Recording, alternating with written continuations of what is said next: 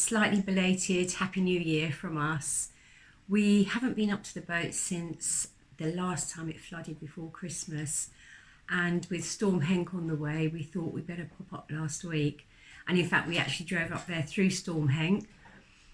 We just wanted to make sure that although our boat is safe and in a boatyard, we wanted to make sure that nothing untoward had happened, and to make sure that it wasn't really flooding on the error wash as well.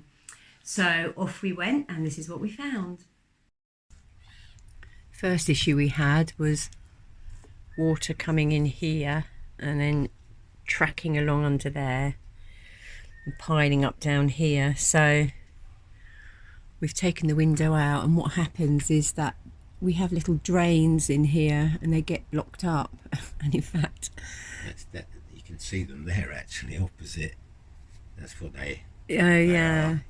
We've even got a little plant growing in here, so that's an elm tree. So we've got to clean all of that out. We did all the rest of the windows in the summer, but I think we missed this one. I don't know if we did any on this side. No, actually, I'm not sure. Yeah. So anyway, that was the first leak. Second leak was here. You can see where it's all been dripping down there. So yeah, I haven't actually got to the root cause of that yet. No, H isn't sure where it's coming from, but we did have to dismantle the chimney to clean it, and that's obviously upset it. So find out where the leak's coming from, and then I'm going to have to put some wire wool on that and get some paint. This is what happens when you leave the boat for a month or so. And then we did find a little bit of water over here, so we might have to check this window as well. Well, we're going to go for a little walk down to the river and see how much water there is. I suspect it's a lot because this is a dry dock, which is not very dry. And it seems to have a little mini digger stuck in it. You have to excuse the sniffing and the coughing. We've just had the dreaded lurgy over Christmas and New Year.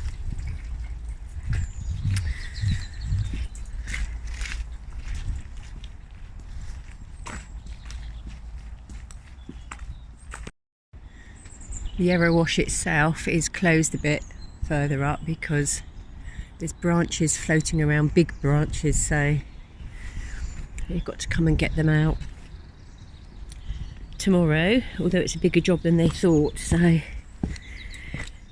not that anybody's moving much at the moment, there's nowhere to go because you can't get off the error wash, and all the flood barriers are locked. So everybody's just staying put.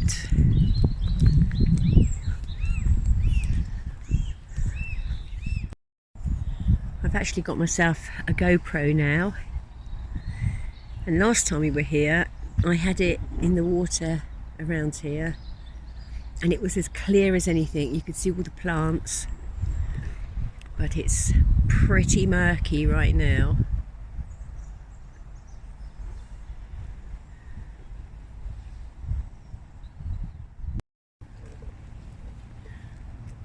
As we come to the bottom of the error wash, it's thick with debris and rubbish, of course.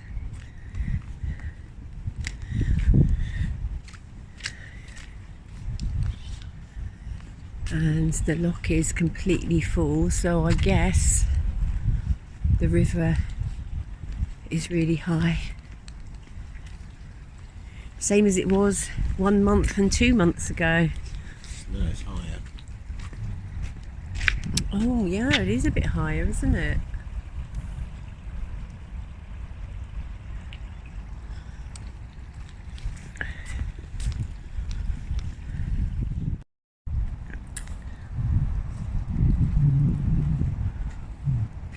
Well, it's definitely higher than last time we came, and that was really high. It's got a really fast flow on the river, and of course there's 3 rivers that feed into here, because there's the Trent, the Derwent and the Soar at the end of the Trent. It's tidal, so it has to push against the tides coming up. It's going into neap tides this week, so you should be able to overcome the flow, but when it's a spring tide, that's when the water rises up and covers the land. Last time we could get over to that bridge, but it's impassable at the moment. Wow.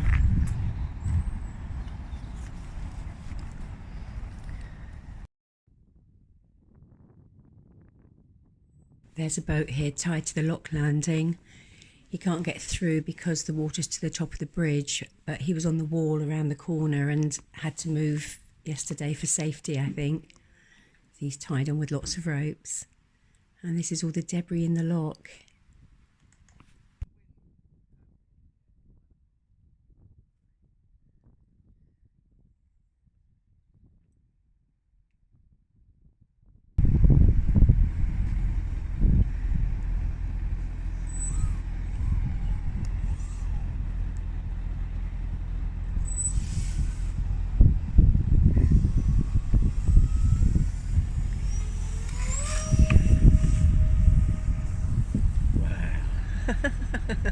That's brave, isn't it?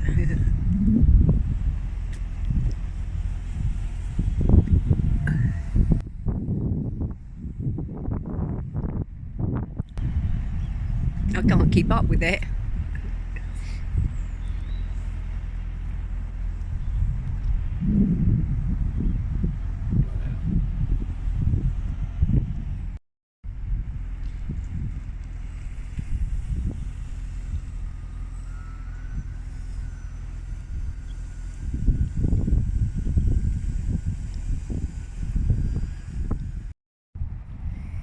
Always a nice sunset down here though.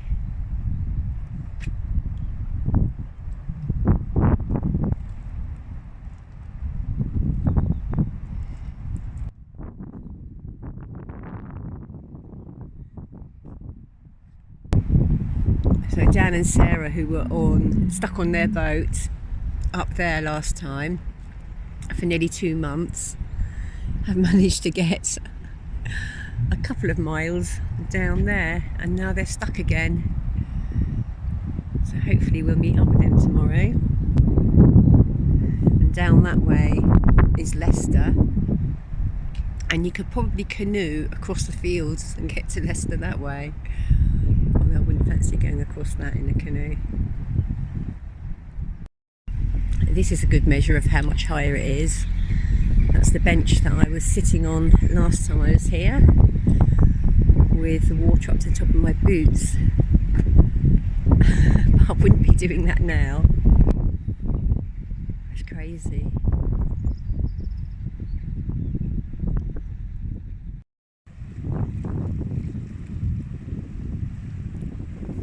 These guys are on the floating pontoon with 6 ropes on.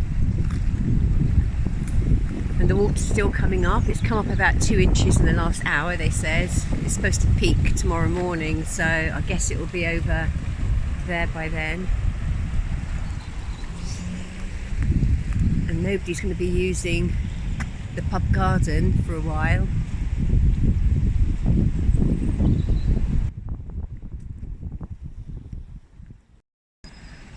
Well, it's 6 o'clock the next morning, and there's water rushing through the boatyard, which is an unusual sound here, so I'm guessing it's overtopped the banks. I've just seen somebody out there attending to their boat. Can't really see it at the moment. Gonna have to wait another half hour or so before I get enough light to see what's going on out here.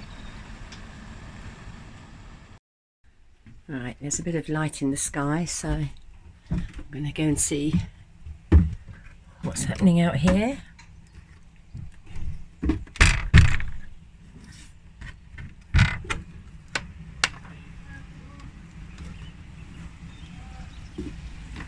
Ooh.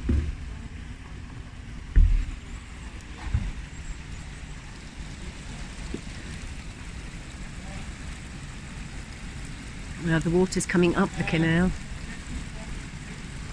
and into the lock behind. Can't really see it yet. I'll give it another half hour.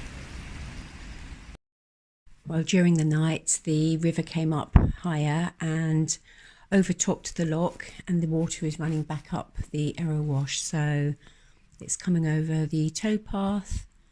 We can still get out. Our fenders are floating up on the towpath as well. And we're going to have to leave the boat now, but it's in safe hands here, and it should peak about now. So however it is now is how it's going to be. It should be fine.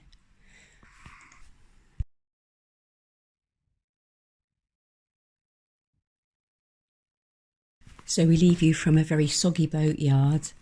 The fields all around us are covered in water as well, so it's a very watery landscape, although it's rather beautiful. We did try to drive down to the pub at the bottom of the towpath and have a look at the river, but there's a fire engine down there pumping out, and so we just leave. So we'll see you next time. Bye for now.